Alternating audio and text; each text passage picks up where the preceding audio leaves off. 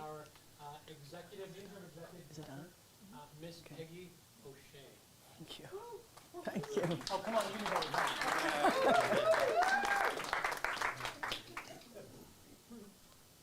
Thank you very much, Chris, for that very warm welcome. It's great to see everyone here tonight. And on behalf of the UpMobility Foundation, do I need this? Yes, no, yes, you do. But you need to speak over here.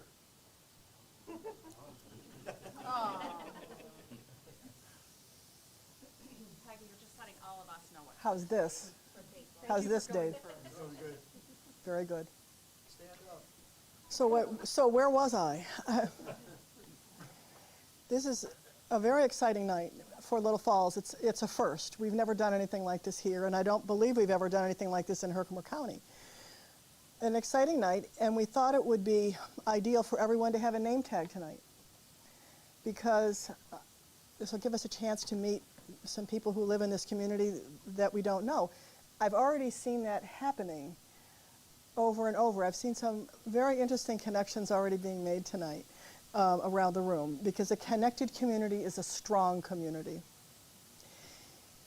I would like to introduce the staff team members of UpMobility who are here tonight. And so I've looked around the room, and I don't think I'm going to miss anyone. But so right in front of me would be Chris Cochran. And Heidi Cochran is around somewhere. And I particularly want to thank Heidi and Chris. They had a huge part in putting this together tonight. They are pitch pros from out of town. And they now live here. They've moved from Idaho to here. And if you get a chance, and if you haven't met them yet, please introduce yourself, because they're new in town. And they bought a house, and then they've settled here. So we're thrilled to have them here in town, obviously. Another staff team member who will need no introduction is the board chair. I don't think Dave Reed is here tonight. I don't think I missed him. Dave is a board member, David Reed. I'd like to introduce, not that he needs any introduction, but our board chair and founder, Martin Babinick, who will also offer words of welcome and wisdom. Thank you. This too. All right.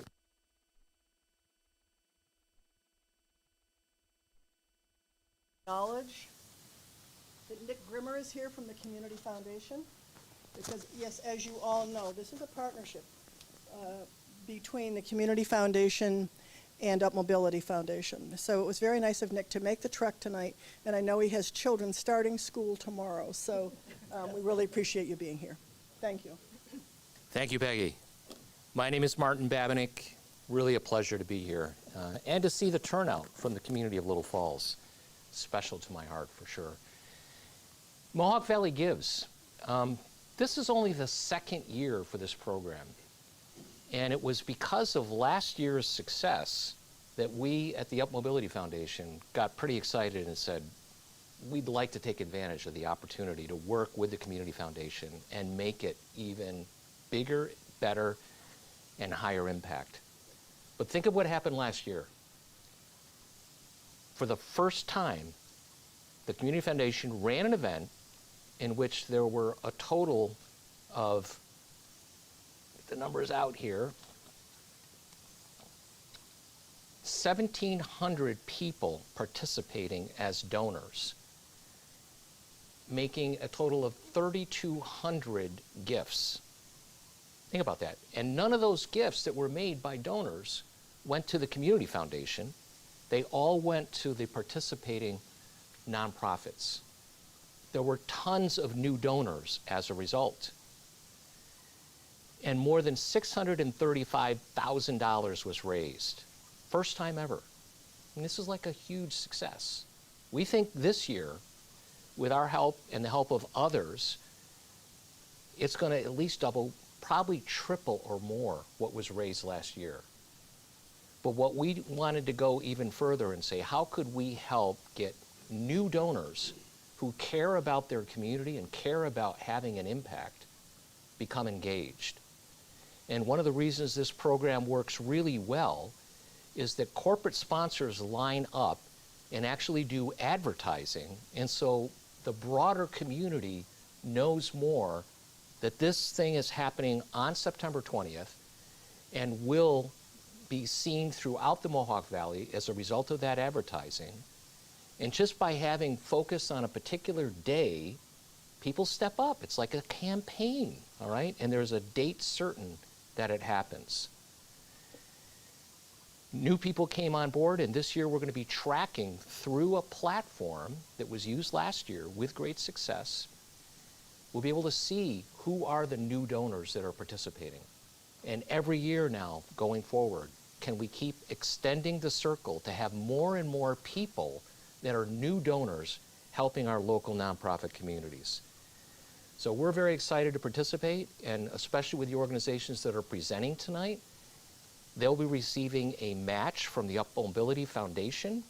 So every dollar that they raise will indeed have that chance to be matched by UpMobility. So dollars you put in as a donor are going to help even more for these nonprofits. So let's proceed with our first presentation.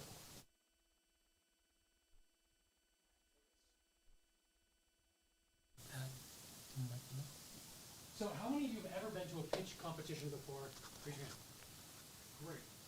At UpMobility, one of the things that we do is we do things very differently. And I try to explain to people, in a traditional foundation, oftentimes a foundation will be managing money and will be trying to give out to the community, and they build these pots of money and then they say, everybody come and ask me for money. And at UpMobility, we do things slightly differently. We believe in what we call catalytic philanthropy.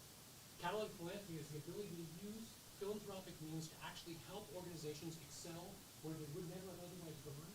And sometimes it's a bit of an encouragement. Sometimes it's letting people see things they haven't seen before. And we also come, Martin and I come from a startup and entrepreneurial background. And so this is part of what we came in our culture, that we come from startup competitions as part of what we do. And that's not a competition by any stretch. But what we do want to do is give these people tonight who are pitching the nonprofits that they're associated with an opportunity and a platform to share with all of us how amazing these nonprofits are. And I don't know about you, but I can imagine that probably every one of us at some point have been affected in a positive way by some kind of a nonprofit.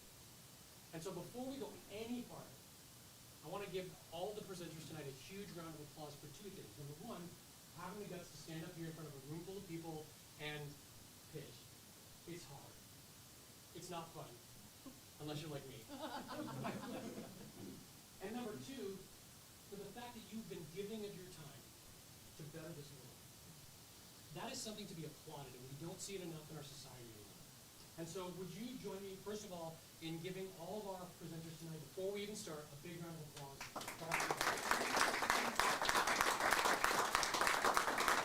So here's how tonight's going to work. You've never been to a pitch competition before. We have a timer. It's set for 5 minutes. Not 5:01, not 5:04. It's set for 5 minutes, and when it goes off, it'll scare you. It's back. So our pitchers get 5 minutes to present, and then at the end of their presentation, we're going to have a time where you're going to get to ask them any questions you want to about what they do, who they are, their presentation. So we'll all get to know these pitches, and we'll get to know these organizations together tonight. If you've never heard of some of them before, you'll be very familiar with them by the time we're done. That being said, are you guys ready? Yes. I would have thought by now you guys would be on to me, but maybe not. Are you guys ready? Yes, let's do this. Let's do this. Tonight, our first presentation is going to be by the Little Falls Public Library. Cheyenne. Come on up. Give Cheyenne a hand. Get it.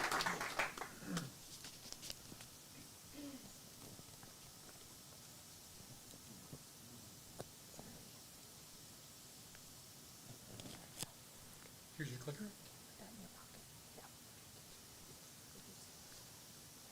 You tell me when you're ready and I'll set the alarm. All right, I'm ready to go.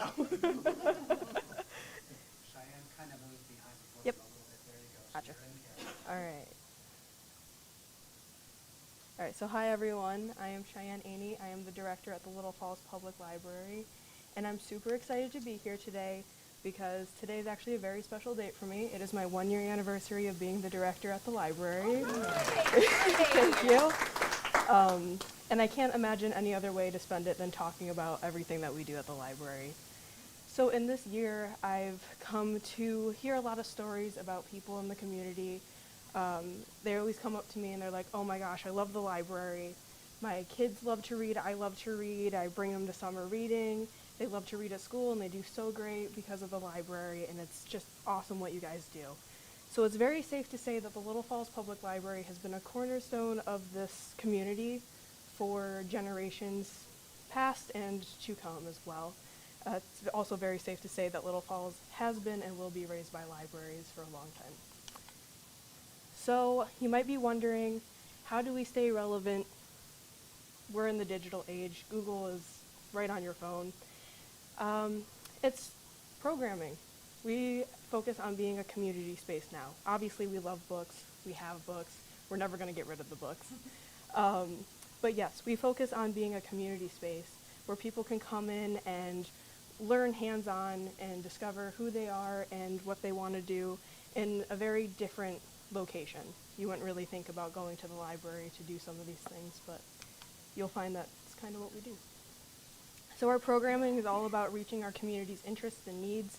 We have a wide variety of programming. We have art workshops, we have kids science programs, writing programs that's actually happening right now across the street.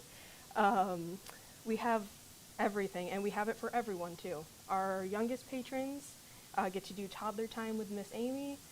A little bit older, we have a new program starting where they can learn cursive.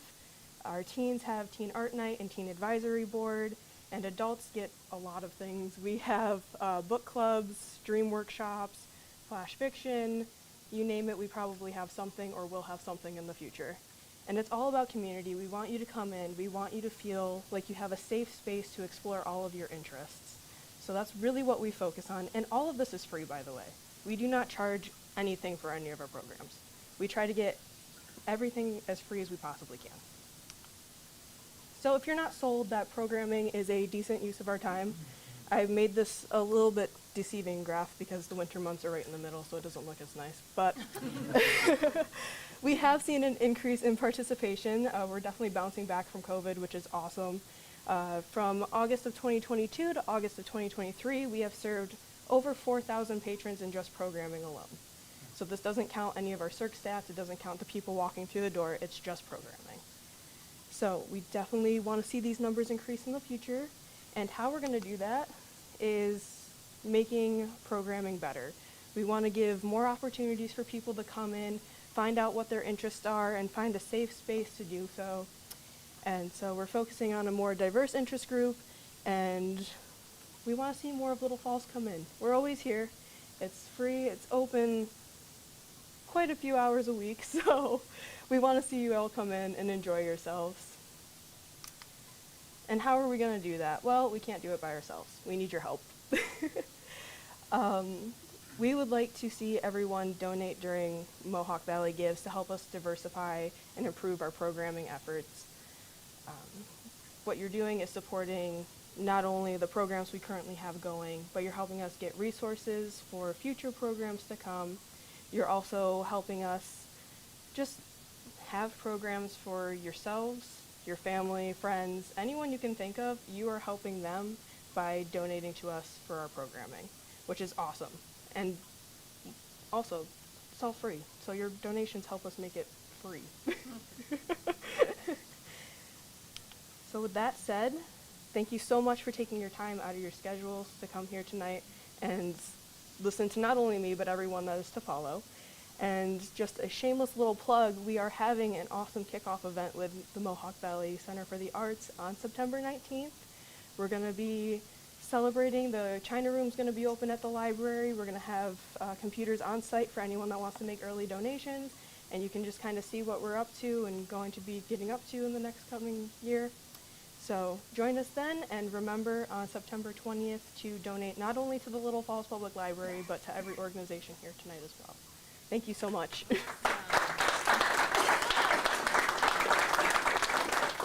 All right, any questions? Use this lavalier. they can't, we have actually a lot of people that are actually on live stream right now. Thanks to the help of Creative Outpost, we have a lot of people that are live streaming, watching this, and they're sending me messages saying, we can't hear. And the reason is, it's only through the lavalier that they can hear. So there's a larger audience than what is just here in the room. So any questions? I just want to kind of add one thing, because I know that you do it. My son is at school, was in the middle school, and prior to that at Benton Hall. I know you coordinate a lot of your programs through the school. You did some of the building blocks program, STEM program. You did a lot of programs in operation of the school.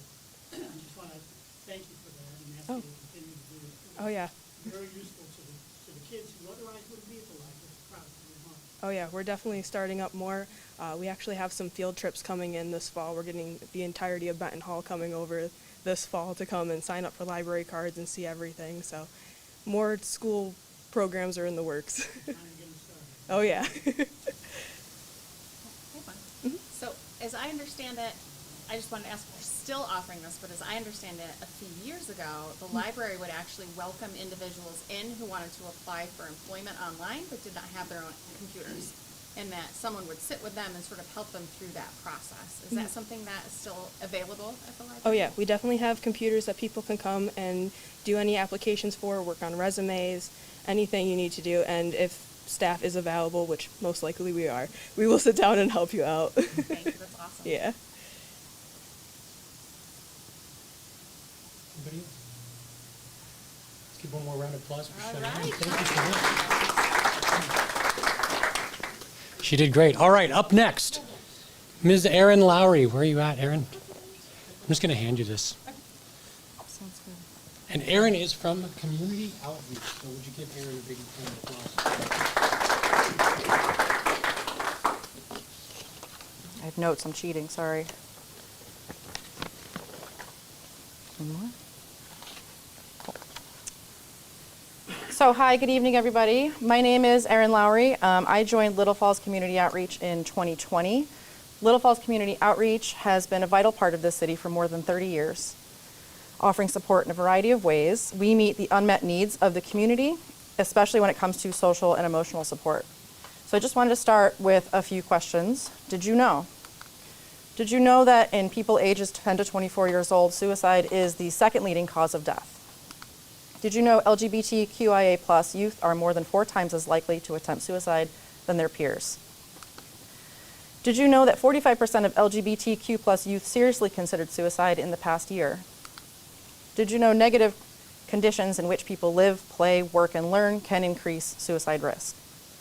In my role with the Little Falls Community Outreach, I have worked directly with youth who have had suicidal ideation, who have struggled with self-harm, who have felt completely alone. I have felt anguish as they describe having little or no support at home from family, and I've seen complete transformation when they feel acceptance for who they are or realize that there are others just like them, whether that means coming from an untraditional home life or feeling like an other. Community outreach programming can help youths and adolescents with these struggles. We can improve conditions and change outcomes by reducing risk, and that's the work we do through our community outreach programs, Banana Splits, the Rainbow Club, and Pride. Banana Splits is Community Outreach's oldest program. It's for kids in grades K through 5 at Benton Hall Academy who live with a variety of stressors at home. It offers sharing and support sessions, so it's a place to decompress, to talk, to feel safe, and to recognize that there are students with similar struggles. Rainbow Club is what I facilitate. It's a support group for LGBTQIA+ teens ages 13 through 17. We've been joined by students from Little Falls and surrounding school districts. We meet weekly. I make an agenda. It includes current news and hot topics, LGBTQIA+ history. We set goals. We make strategies to avoid conflict. We discuss coping strategies, healthy relationships, and how to be one's best self. This is a space in which they know they have full support, and they have shown over and over again how important it is to be accepted exactly for who you are. And from Rainbow Club, Pride was born. Ours was the first Pride in Herkimer County, and since we began in 2021, we've had more and more folks join us each year. More than 1,000 people have come to participate, to support, and to have fun. We invite and collaborate with local nonprofits and agency partners to table. We have educational speakers talk about the issues facing the community today. We have performances, there's singing, there's dancing, but most importantly, everyone is there at an event where they can be themselves and feel a great sense of community. We've also been lucky to have been joined by representatives from the governor's office who have provided proclamations. And in 2021, we were presented with one from the city of Little Falls, declaring the second Saturday of June Pride in Little Falls. And feedback's been amazing. After our first Pride event, I was approached by a woman who's lived here her entire life, tears in her eyes, who said she never imagined something like this would happen in her hometown and just was excited for the future and excited to feel part of this huge community publicly. So Pride on the surface looks like a great fun day in the park, but other than the celebration aspect, it's so important because we want our youth to feel a sense of safety and belonging. We want them to feel respected and empowered. We want to promote embracing diversity. We are changing outcomes, we are reducing risk. And these words that you see on the bottom here of what we strive to provide members of this community. But you're going to hear this a lot tonight. We need your help. Outreach in partnership with MV Gives Community Foundation and UpMobility, our agencies working together can further support our community, and together we can help change outcomes. Banana Splits, Rainbow Club, and Pride are so important to the youth in this community, and with your help, we can make sure we're empowering them to be amazing. So ways in which you can help: September 20th is Mohawk Valley Gives Day. It's givemv.org and donate to us online. You can help us with prizes and matches, help us with our goal of $5,000, and help us get $100 per new online donor with a goal of 75 new donors. And then, oh, hold on, I forgot the animations. And then we just wanted to thank you for your participation tonight and your interest, and thank you to Rock City Center for hosting Mohawk Valley Gives and UpMobility, and we hope to meet our goals by all of us working together. Thank you.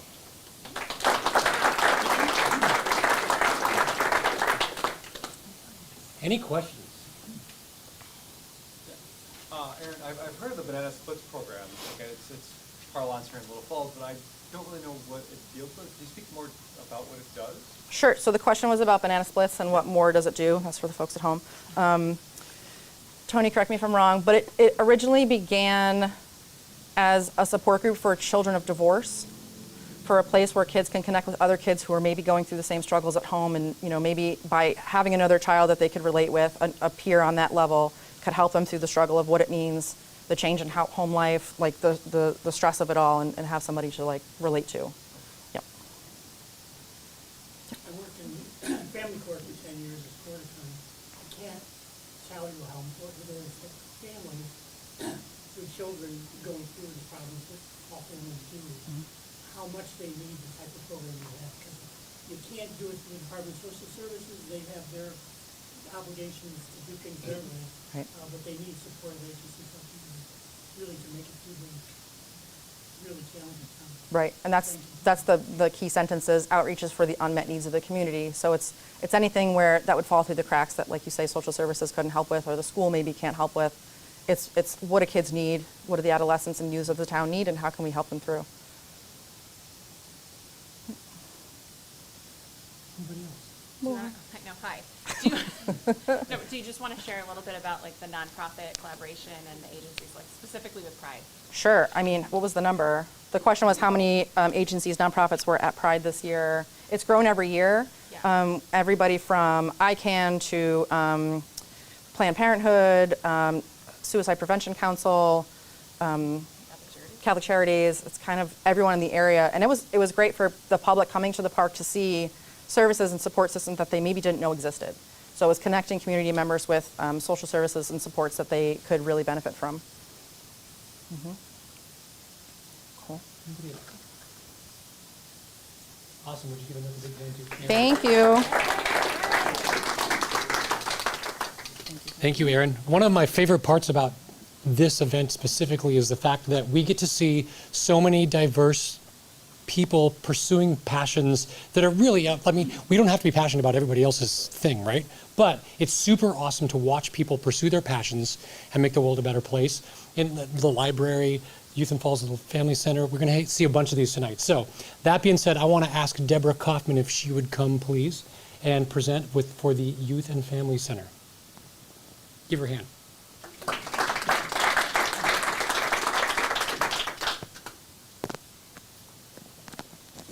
Get it in here. Okay. Clicker. Okay. Hi, everyone. It's great to see everybody here and everyone online. Hello. Youth and Family Center is one of the most exciting opportunities that I have had in working in raising funds for any organization or any company.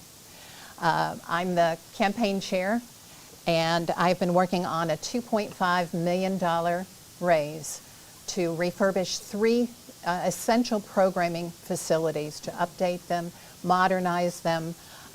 This type of investment or rehab has not been done in forever.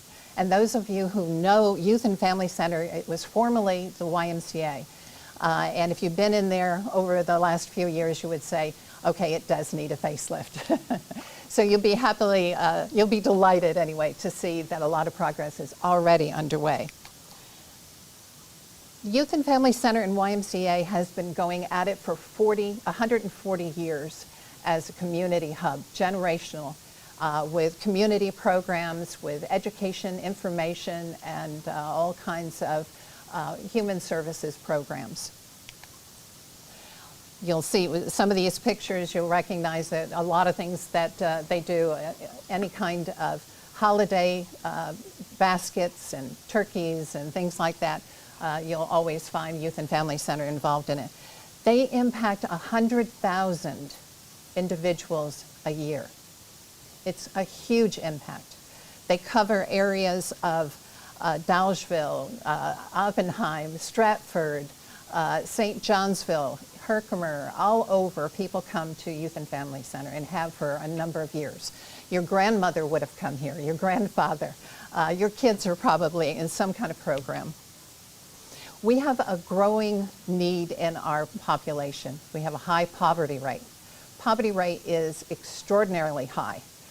It's higher than some of the Utica and Rome. It's 1.5 times higher than those cities combined. We are at 29% below the poverty rate. If you include above, just at the poverty rate, and below, it's 31.2. So very, very strong need for low-income solutions. The largest demographic we have when it comes to the poverty area, we have a lot of single women with children. And so that being said, child care is one of the big things that the organization works on. We are in a child care desert, if you haven't heard that before. It is children under 5 years old. Within a 5-mile radius is there a child care facility that they can attend. Challenge is we have 8 home-based child care facilities that right around 74 children can be accommodated. That kind of fluctuates here and there from one year to the next. But the need, if you look at the demographics for under 12 years old, you've got 724 children that need to go somewhere. And thank goodness for grandma and grandpa, because a lot of them are working with family members. Right now we have the poverty rate overlap on that map compared to the desert, the daycare desert. They actually correspond with each other. There is a direct correlation between the low income and the need for childcare. The campaign is split into really the 3 to 4 programs here. The homeless and the hunger is one of the big programs, and that's the 50%. The other is childcare, which is at 34%. And then we have technology. This is pretty much use of proceeds of technology to upgrade. Some of that has already taken place, where it's Wi-Fi connected throughout the building over on Jackson Street right now. And then the other is A&E. So that's how the proceeds are being spent. Here are the facilities that we're working on. The first one to be finished was 524 East Main Street, and that is a community center. It has been totally refreshed. It looks amazing. New kitchen area, no shaggy carpet, no ugly paneling. This was a center of pop-up childcare during COVID and for essential workers. And I was so delighted to see you have fresh, nothing dark and dingy anymore. And then now we're working on 15 Jackson Street. The third and fourth floors of residentials and the third and fourth floors are completed. Second floor is what we're working on. And also the swimming pool. Everybody who likes the aquatics program will be interested in that. The one we're raising money for right now, we've raised 80% of our 2.5 million. We're working on the final 20%. And that will get us to the Furnace Street property, which is our child care facility. It also has the thrift store and it has the food pantry. We have a 3-to-1 match with the thanks to UpMobility and Martin and Peggy and the group. And we're excited about being involved in the Mohawk Valley Gives. We ask you if you consider childcare to be of interest in all the other programs that people have throughout the community. Keep in mind it's an incredible impact that your money would have coming into the center. And we ask you to support us in any way you can, large or small. We'd love to hear from you. Any questions?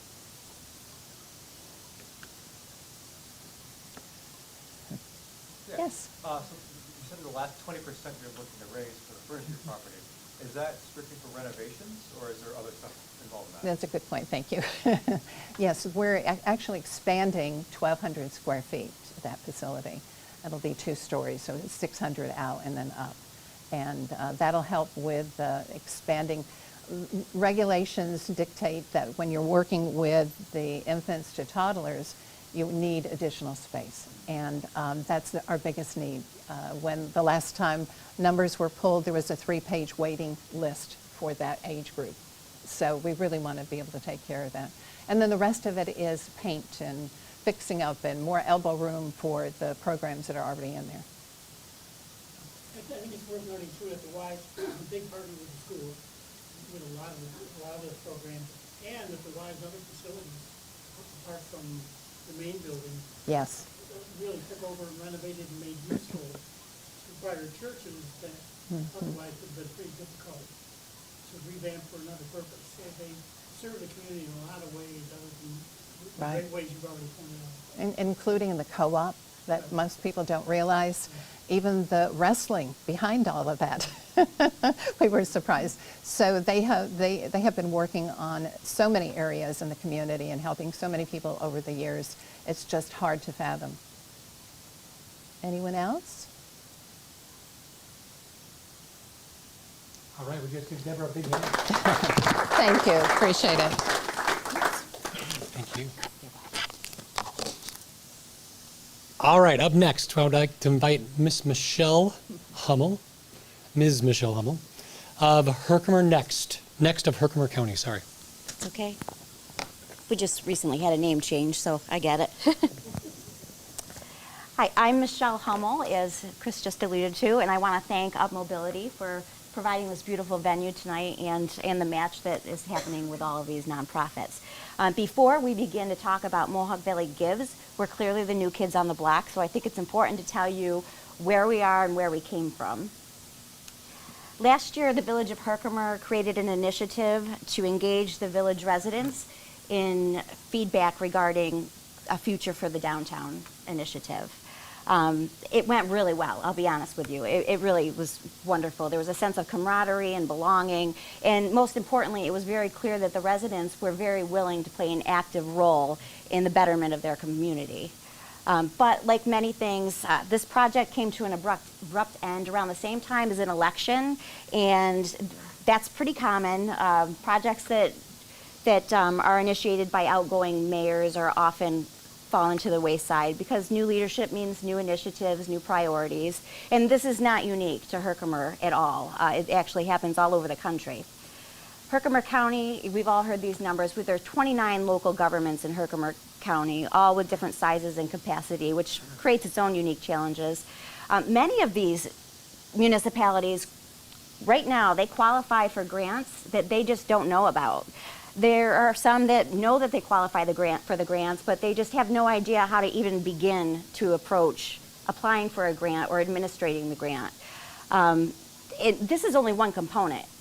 The not-for-profit sector is a vital role in our community. They play such a huge role. The services they provide to our most vulnerable populations only complement government services. Ironically, they don't really speak on a regular basis. So, we found that that's one area that needs improvement. After talking to many of these nonprofits, we also discovered that they're going through the same things that the municipalities are. They struggle with funding. Where do we find funding? How do we obtain it? How do we administer it once we get it? Are we going to be in trouble because we didn't follow compliance? All of these things come up. So for us, we took a step back and said, we've got a huge gap in Herkimer County that needs to be addressed by a nonprofit organization that's outside of the local government that can work with under-resourced municipalities and nonprofits on grants and projects that they just simply can't do on their own. So we got to work. We got our board of directors together, got some bylaws, and we were fortunate enough to have Bond, Shenick, and King review our bylaws. I'm very proud of that fact. So. And we filed for 501c3 status, which we were granted on October 11th of 2022. Through a grant from UpMobility, we were able to invest in software that was needed, marketing, policies, procedure, a full-time employee, that would be me. I started on May 1st as executive director, and we're still continuing to build. As a matter of fact, on September 1st, we recently signed a lease agreement for some new office space, which is still a work in progress. We'll be moving in shortly. We're waiting on some furniture and some equipment. The real reason why we're pointing this out is because we took the time, and we want to point out that we took the time to build a very strong, solid foundation so that we would be ready to handle projects. We would have all of those tools in place. So what projects do you ask? I'm glad you asked.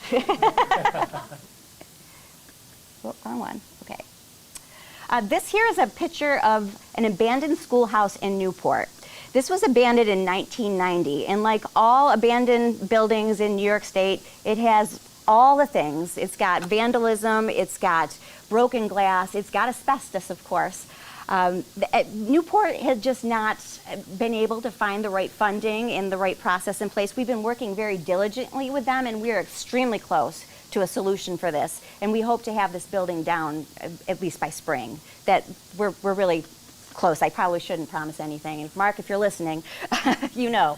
But we're very close to being able to do something with this project, and we're very pleased.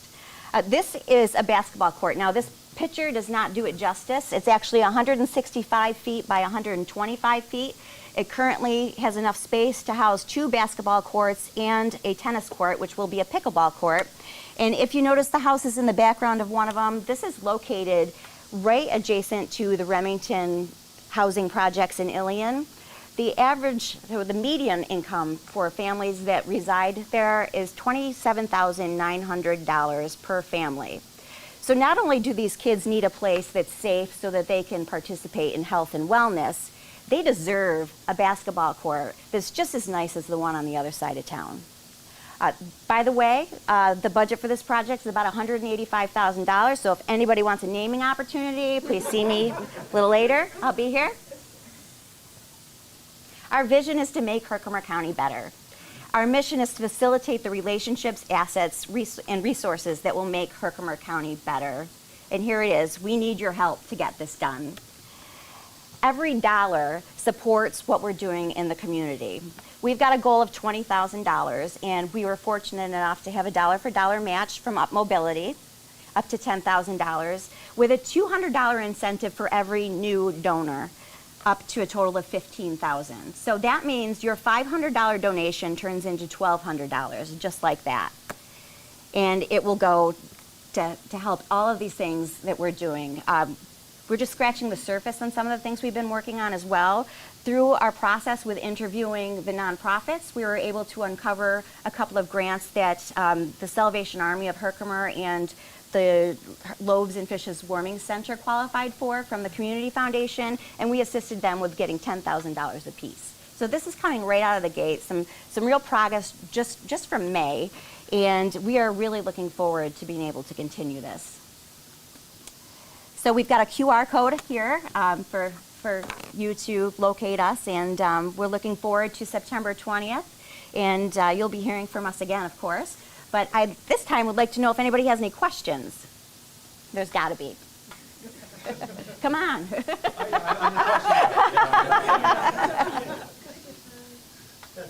Actually, I do have a question. Sure. All right. Perfect. Where's the money going? The money is going, well, towards projects and things, but also there needs to be a bit of a time frame. If, in the world of grants, as we know, you do the work today, you get paid, I don't know, 18 months from now. So starting up an organization like this takes a little bit of upfront funding, to be quite honest with you. So by the time we're able to get, you know, a year or two down the road, we'll be fully able to do it. So our total here is $45,000 that we have potential to raise, and that will last us a very long time to be able to do this good work and qualify for more grants and help a lot of the not-for-profits, maybe even that are here tonight. Anybody else? Maybe you could talk about the funding model and why sustainability is so important to Herkimer Next. The funding model?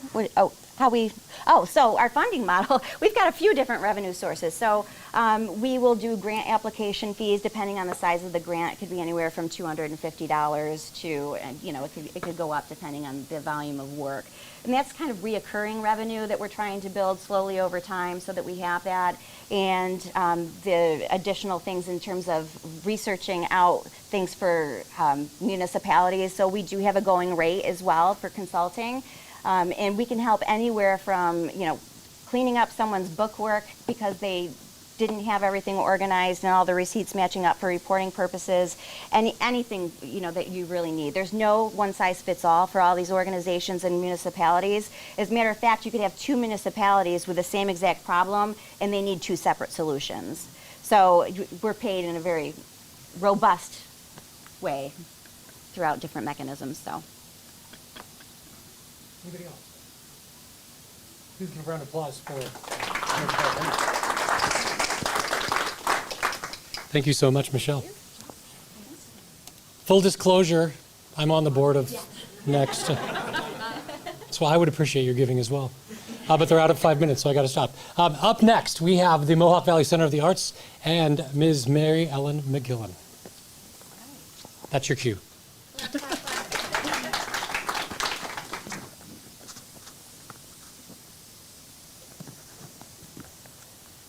Okay, thank you. Good evening. It's nice to be in such wonderful company. So thank you to UpMobility Foundation for hosting this, and certainly thank you to the Community Foundation for starting this whole project last year. It was a wonderful experience for the Mohawk Valley Center for the Arts. I also want to thank UpMobility for supporting all of these worthwhile organizations. It's really going to rise the tide for all of our boats, and not just here in Little Falls, but throughout Herkimer County and Oneida County, so thank you.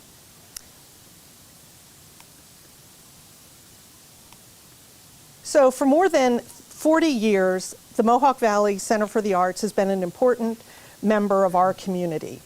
We believe the arts are essential to the quality of life for our region.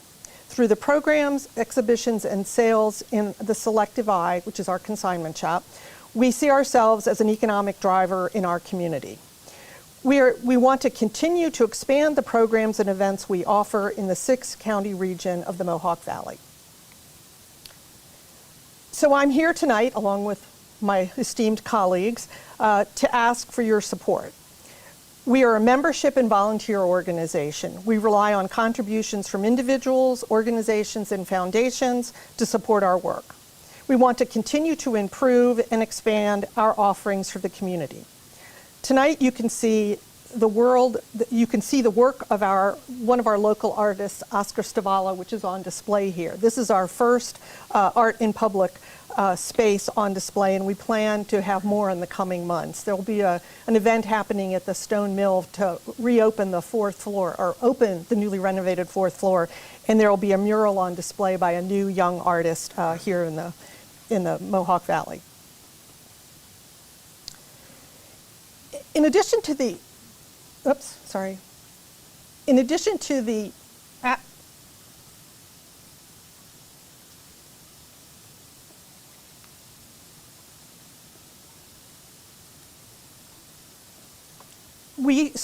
we provide support to local artists, both in terms of showing their art and also helping them in terms of marketing and networking.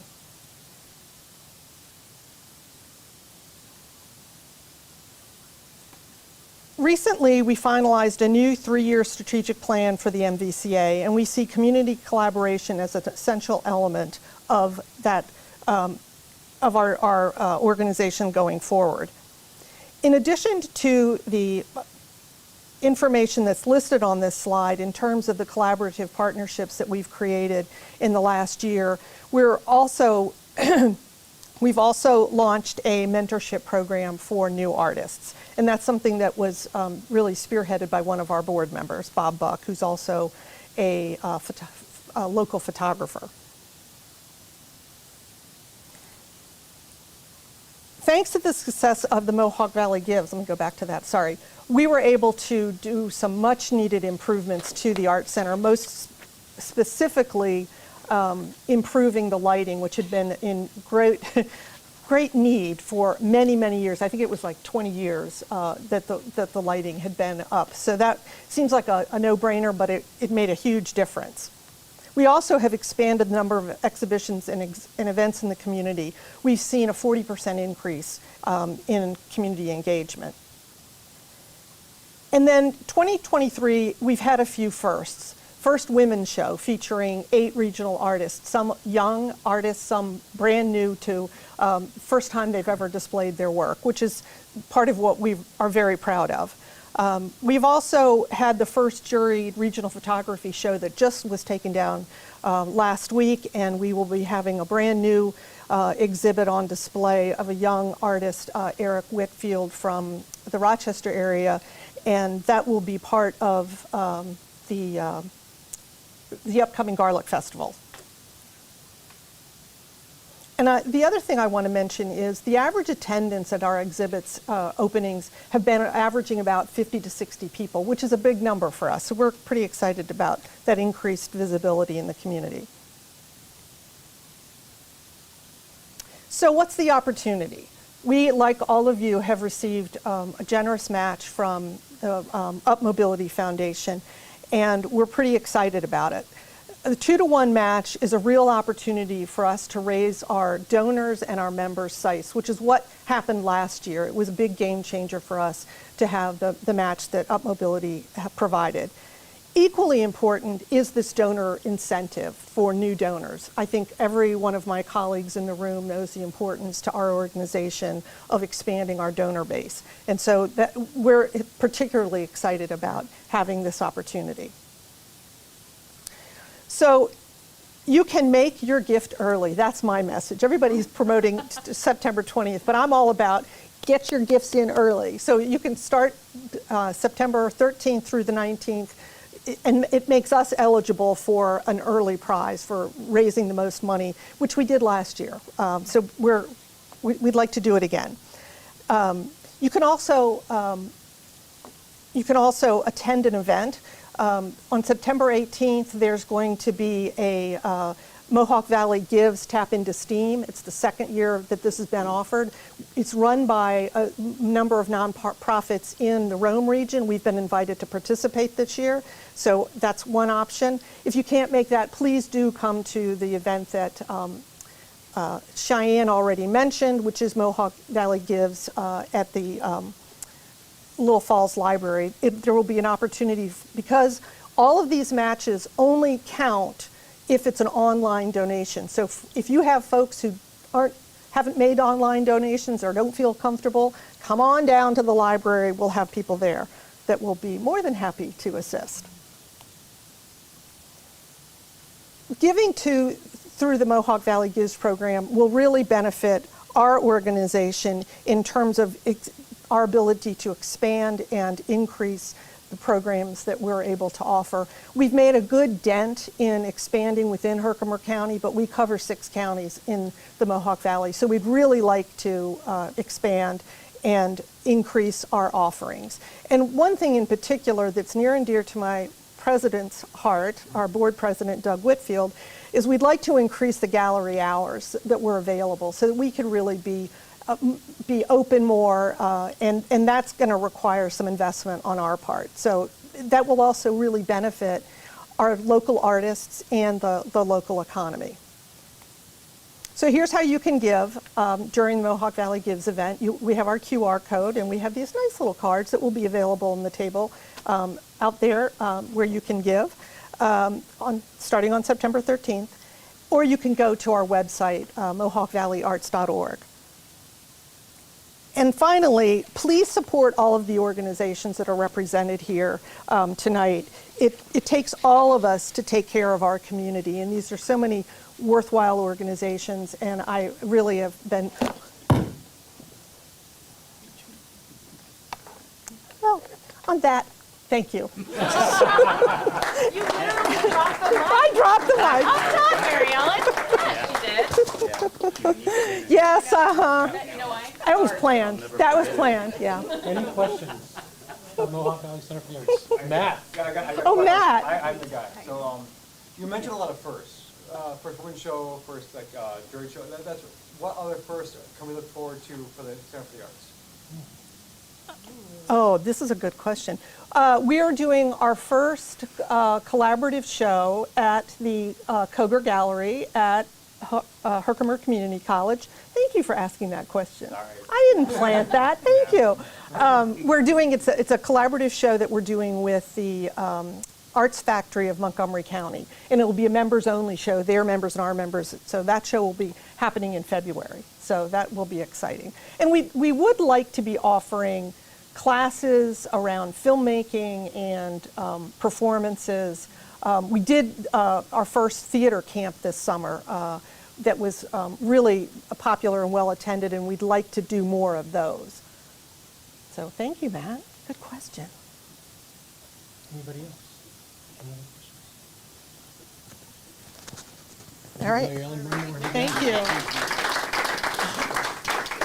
Chris, could I take 10 seconds? I have cards with our code I'd like everybody to keep free. One, a bookmark for the book you're reading, one on your refrigerator, and the other one on your bathroom door. It's very specific. All right. I like that. Yeah, I'm taking In the You say they were $100 each? And they'll be matched. In the fall of 2022, my wife and I decided that we were going to leave the Northwest and move somewhere else. And part of this was precipitated by an 8,600-mile, 30-day trip we did in 2021 around the entire United States. And it was an interesting experience because as we traveled the United States, as I've worked in various communities around the United States, and as we decided to move somewhere else, we were drawn to Little Falls on purpose. And part of that is what you've seen tonight. Children getting the support they need from their community in a small town that doesn't typically do that. Centers for the Arts in a small town that doesn't typically do that. We've seen all these things, an organization helping nonprofits and municipalities. Believe it or not, most municipalities are so understaffed, they can't even administer a grant. If the state wanted to walk in the door and hand them a check tomorrow, they couldn't do the reporting on it. And it's so awesome to watch what's happening in Little Falls and in this community, because what it does is it makes our community livable. It's one thing to have a place to live, it's another thing to live in a livable city. And we have that. And I'm so excited to see all that we've had tonight. And our next presenter is actually going to give us another glimpse into something that makes Little Falls unique. Would you please welcome Mr. Dave Casulo, who will be presenting for the Little Falls Hospital.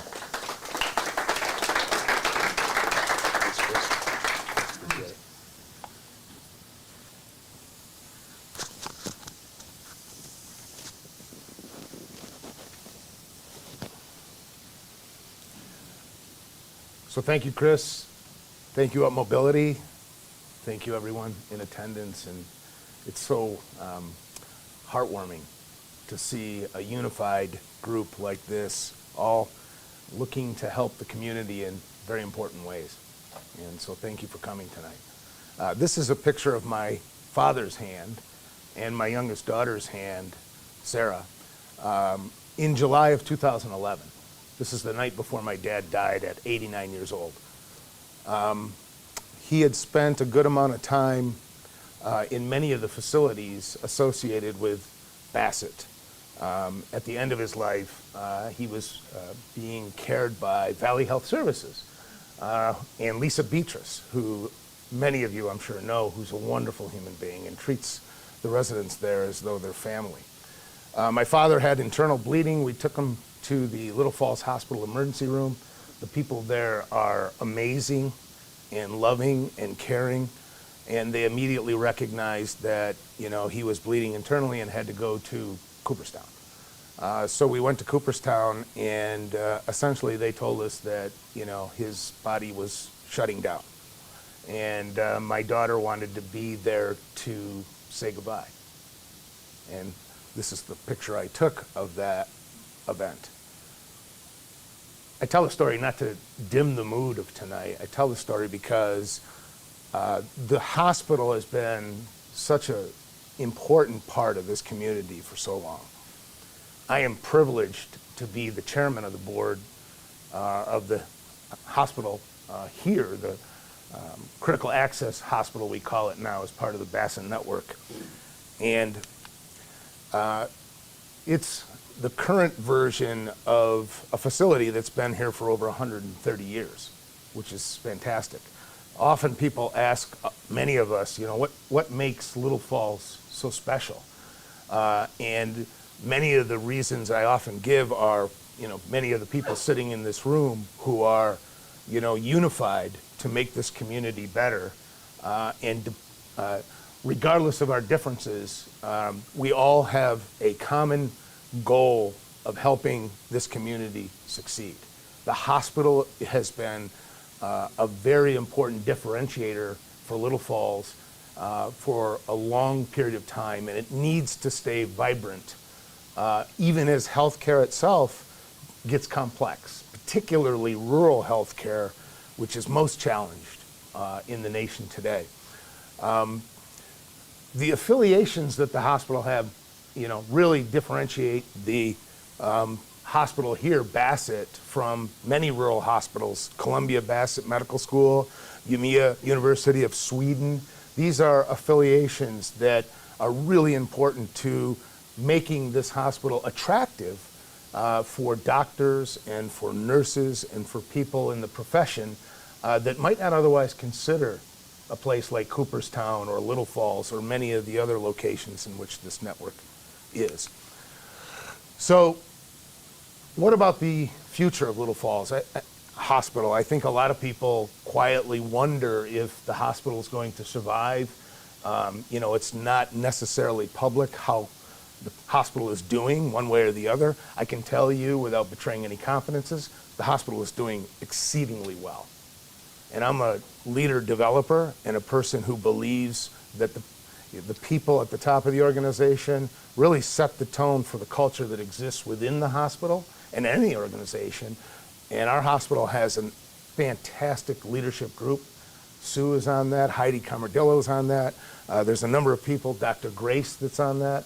These are people that are just really angels on earth, you know, working tirelessly to help serve our community and the people really across the county that need the services that we provide there.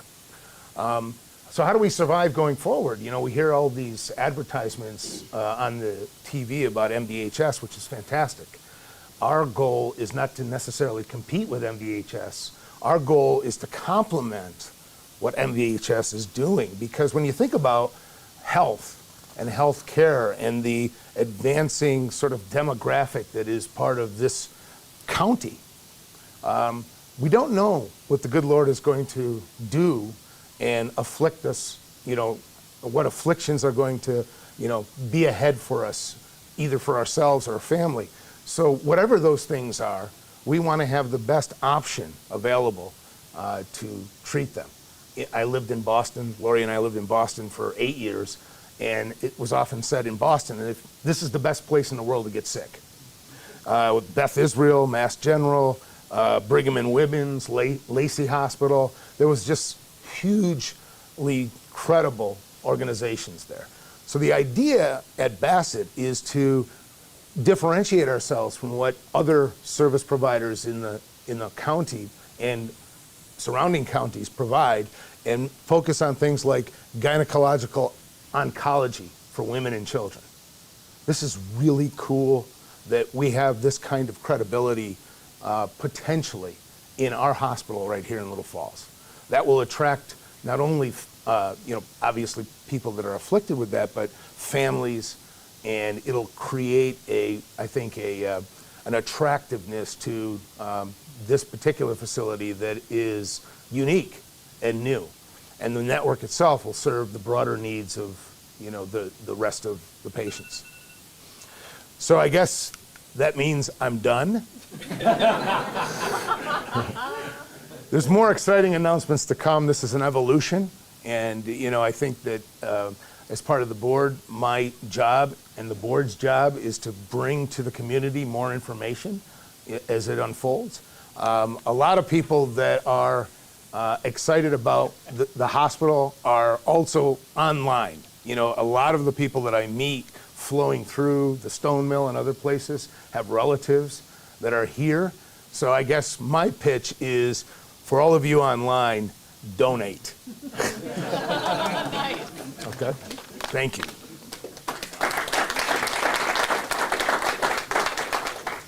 Any questions for Matt? Yeah, I've got questions. I'm sorry. Yeah, so I know between Utica, which is 20 miles away, and Cooperstown, which may be a little further, can you speak to the radius to which Little Falls Hospital services and why that's unique? Yeah, I mean, I think, who was it? Michelle, you said that there's 60,000 people essentially in Herkimer County.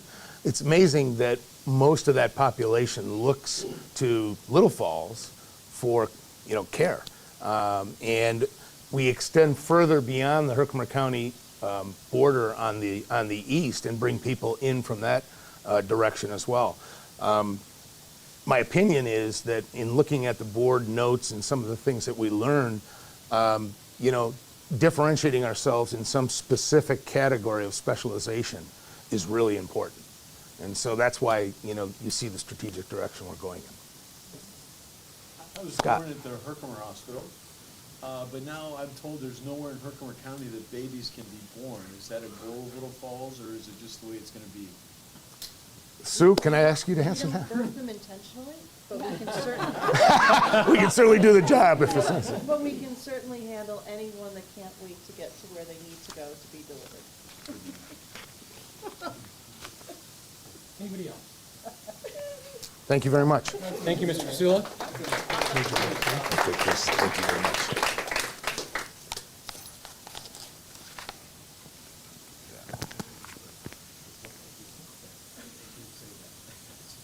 Thank you, sir.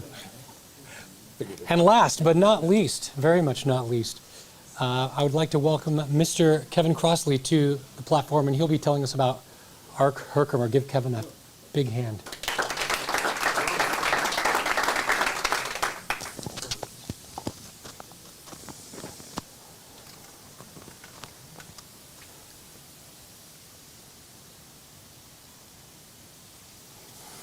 Well, thank you very much. I'm Kevin Crossley, President and CEO of ARC Herkimer, and I want to thank UpMobility for hosting tonight and for the Community Foundation for being here as well.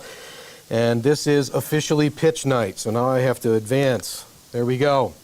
I'm going to talk to you about a very new, exciting program that we have starting in 2024, and we're going to start it by helping to underwrite the cost of it by having a brand new fundraising event, which is going to be at the Turning Stone Resort and Casino on November the 18th. It is Enriching Lives, a Pigment of Imagination. It's going to be focused on arts and fashion, and our new program very much will be involved with the arts, and we're very excited about our new fundraiser. Because our new program is, in fact, a STEAM program. Science, technology, engineering, arts, and math. Full steam ahead. The program description, integrated project for learners of all abilities. It's a program-based learning and an emphasis on modern technology. Career Connections is our outplacement arm. They are now newly located in 420 East German Street in our business park. They have a couple of nice extra rooms in there where we're going to launch our STEAM program. They also obviously are very involved with placing people in competitive employment. We're very excited about their new location and the ability to provide STEAM learning. Populations that we're going to serve with this program: at-risk youth, economically disadvantaged persons, individuals with disabilities, older persons. Obviously, the areas that we will serve is primarily southern Herkimer County, as we've always served at our Herkimer. It's not just limited to those 4 that we've identified on this particular slide. STEAM funding. We need some consultants and we need some supplies. A curriculum consultant is an expert to write course-specific plans for our evolving program, as well as inform us about resources relevant to teaching STEAM to learners of all ability. Our program consultant, an expert to develop a learning module that he or she will use to train multiple ARC Herkimer staff as STEAM course facilitators for the courses that we will offer. And of course, we need some supplies. We have to purchase and assemble STEAM creator packs for the initial 10 students that we hope to launch with this program. We've already started with a bunch of collaborations, and we're very proud of those collaborations. Herkimer College actually has a location at the college. They have space that is very STEAM-like, and we will be collaborating with Herkimer College with that. So Career Connections has room, Herkimer College has room, and we're very excited about the possibility of being able to have folks go back and forth. We've obviously dealt with Benton Hall. One of the teachers here, right here in Little Falls, has a fantastic program that we've been engaging with her on. She's been recognized for that program. Herkimer BOCES is always a big part of our world. All the kids that are aging out of school, they're looking for programming. They want something new. They want something different. They don't traditionally want to go after the things that we've done year after year after year. So this STEAM program is exciting for them. They've grown up with science and technology, and it's an opportunity for them to have that with the STEAM program. And we've had some conversations with the Mohawk Valley Center for the Arts and Mary Ellen. She's been over to see me, and I know we've contacted her a couple of times already. So we are starting our STEAM program with the art. We're bringing the art back to our programming at the agency. We got away from it for a little while. We're going back to it. We now have Art Without Boundaries. And this is a traveling art show that we started in May at our annual board dinner that we have. And from there, we took it to the ribbon cutting that we had in June at our mall in Ilion that we own and operate. That was great. We're very well attended. We took it to our Circle of Friends event, which was right here at this facility in the middle of July. Then we took it over to our golf tournament, which was at the end of July, and all the people that attended our golf fundraiser. We then took it to the Herkimer Library, where it has been right through the month of August. And now we are in the process of moving it to the Utica Library, where they will be able to see it. And it ultimately will end up at our November 18th event at the Turning Stone, where we will show all the people that are there to support our program. Well, you got to get on board. It's $50,000 to start this program. We've raised a little over a half of that with 2 different foundations already, and we are going after additional foundations. We need your help to close the gap, which is one of the reasons, obviously, we are here tonight. There are a lot of very worthy people asking for your money tonight, and we are going to be one of those worthy people. So we have a handout as well. We can't let everybody get ahead of us, so we have to have our hands out as well. And you will see our QR code on there, and you're welcome to click on that and donate $1 million, and we'll be in good shape. I think we're probably all set to go with our STEAM program. So thank you very much for the opportunity to present. You're not the only one. You're not the only one. I know. Yeah. Too many wires, right? Too many wires. So I have my posse here with me to answer all the STEAM questions. All these, raise your hand if you're an ARC Herkimer staff member. Excellent. And we had to get some good representation to support the supervisor, I guess. So, thank you. Any questions? Sorry, yeah. What kind of other classes are you planning to offer? And can you speak to the impact, the numbers of populations that you serve? The numbers of populations that we serve? Yeah, like you have like 4 different populations, whether it's... Well, we don't have any of the specific numbers yet because the program is just launching. But we'll start tracking that data as soon as the program kicks off. And it'll be sometime in early 2024 before we can start doing that. But I knew you'd ask something. Yeah, sorry. Any other questions? No, it's good. Yeah. Kevin, Yes. maybe you could provide some of the numbers of the current programs that our Herkimer also operates. Wow. Really? We have a huge diversity of programs. We're a $30 million organization, one of the largest employers, obviously, in Herkimer County. And we run supports and services throughout the southern part of the county. We have 22 residential sites where we have 24/7 opportunities for people that live with us and also come to our day programming. We have day programming, obviously, through day habilitation at 2 or 3 different sites. We have community habilitation, which are people out in the community. We operate about 35 sites throughout Herkimer County. We do an awful lot of social enterprises. We have a 10,000 square foot goods store, an 18,000 square foot safe quality foods facility, a 63,000 square foot warehouse and distribution center, 73,000 square foot mall, 120,000 square foot business park, and a 175 acre golf course, restaurant, and bar. And other than that, we're not doing anything. Yes, Lorraine. We serve about 500 people currently, total.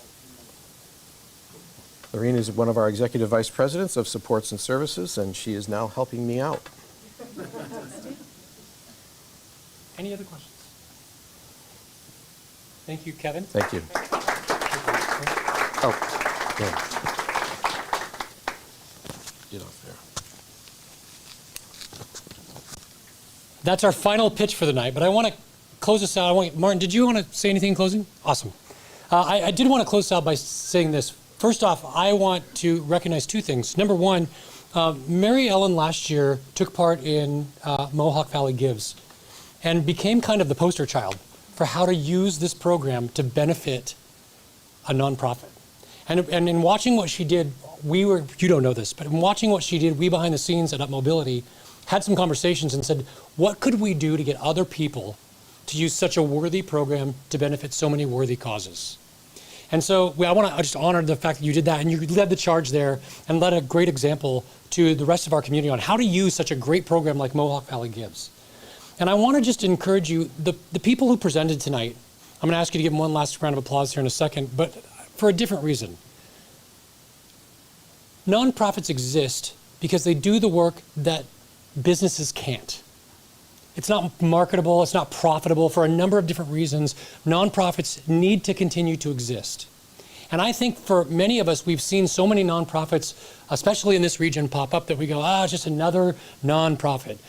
The people who are working in these organizations are oftentimes giving up careers that they could have been very successful and very lucrative in to do the right thing, to do good things, to do things that mean long-term good for a community. And so when we give this final round of applause to the people who presented tonight, I want you to honor the fact that they have given of themselves. They're doing hard things. They're doing good things.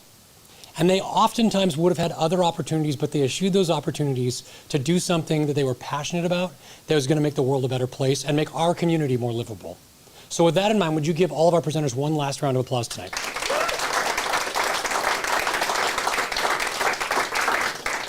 Do not forget the giving online. You can go to GiveMV, right?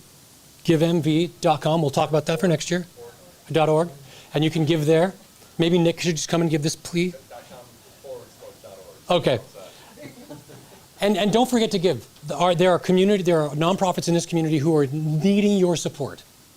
They, without your support, wouldn't exist. So give on the day of giving, give on starting on the 13th if you want to give early, but make sure that you go online. Part of what we're doing for this is that it has to be online, and we want you to give online because we need to move people, donors, into the future. And sometimes, I get it, writing a check is easy, but make sure you give online, make sure you give often, and make sure that you spread some of the wealth out to all these other organizations, because we are matching for new donors to these organizations as well. And so they're going to, even though a small contribution will help them get a matching grant from UpMobility Foundation. With that in mind, thank you, Peggy, for the work that you've done on this. We appreciate it. Thank you to the Community Foundation for the work they've done on this. And thank you, Martin, for your generosity and your willingness to lead the charge in this area. Thank you guys for coming tonight. Have a few drinks before you leave. Shake a few hands and meet somebody that you don't know. And before you leave, talk to one of the presenters tonight and ask them some questions you were too afraid to ask in front of everybody else. Thank you guys for coming tonight. Have a great evening.